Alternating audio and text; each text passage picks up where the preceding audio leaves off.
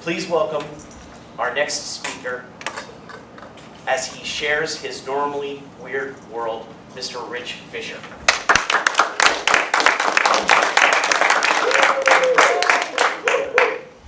About 3 weeks ago, I woke up so stinking sore, I couldn't believe it. And I couldn't figure out why. I had to think about what happened. What did I do the day before? Fellow Toastmasters, welcome guests, I figured out what I had done the day before. I was swatting flies in my backyard. That's what made me so sore. What happened? What happened at life 5.0, getting over 50, to make me sore like this? I didn't understand it. I used to be the strongest man I knew. In my early 30s and 40s, which is life 3.0 and 4.0, I remember snowmobiling with a 1964 Evinrude snowmobile. It had to weigh at least 700 pounds. I'd get it stuck in a snowbank and with one arm lift it up, move it over, drop it down, hop on, right back off onto home. Did I get as sore from doing that as I did from swatting flies? No. Everybody says now that 50 is the new 40. Well, I'm here to share with you, 50 is still 50. I'm at that perplexing point where my mind says, yeah, you can do this, but your body is no, you can't. And I say this as ironically, I'm writing the speech wearing a pair of glasses that I used to go out in the backyard and burn ants with. 50 is the new 40. But 50 still means that if I go for a brisk walk in the afternoon, I might get some small insects caught in the ear hair that grew in the last 12 hours. 50 still means that Dunlap disease does mean my belly Dunlapped over my belly. And 50 does mean that I stopped laughing at commercials on TV that have cures for painful feet and legs. My wife and I just bought a brand new couch. It has 100 million couch cushions in it. And when you sit down in it, you end up talking like this because the cushions are squishing in your face. And as I have to relieve myself from the couch for the 16th time in that hour, because I have to use the restroom again because I drank a thimble full of water, I hear what sounds like a Kiss album being played backwards as I get up. It's my dad. That's why my dad was always so grouchy. He felt horrible. Over the last few months, I downloaded my 5.2 software, which means I turned 52. And with this software came a setting on there. And the setting was, get off your butt. So fellow Toastmasters, that's what I did. A few weeks ago, a friend of mine texted me at Thursday, noon, and said, Friday, 12 p.m., Sunday, 3 p.m., you're gone. You're going hiking with me up on the Muggian Rim, 7,600 square feet or feet elevation. Get your backpack ready, let's go.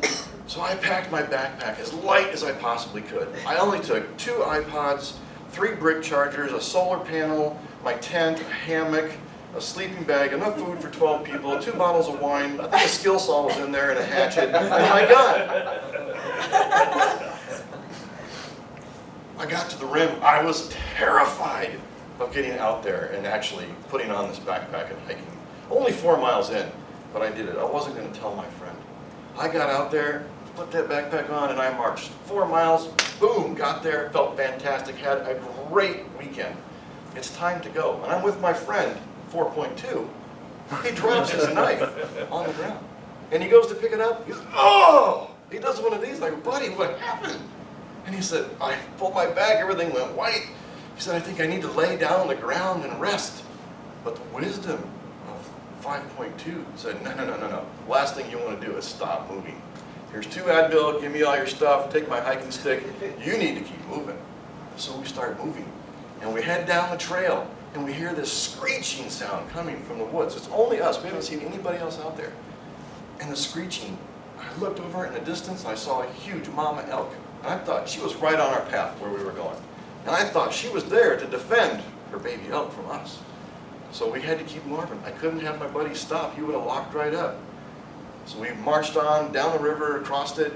The elk took off. We stopped and we looked for the baby elk. As I looked up to my right, and this is no kidding, 50 to maybe 75 yards away, was the biggest black bear I'd ever come across. And that black bear looked right at us, licked his face, had blood on its face, and just sat there. As I'm rifling through my skill saw and everything in my backpack, trying to find my gun, my friend's, "Hey bear, hey bear!" The bear just saunters away. I popped off a shot so it scared the bear, but that adrenaline drove me back to life 3.0. Because we hiked out of there at a pace that I was even impressed with. 4 miles in an hour and 24 minutes with a full backpack on and plus some of my buddy's gear in there. Life lessons learned at Life 5.2. 1, death is the #1 killer.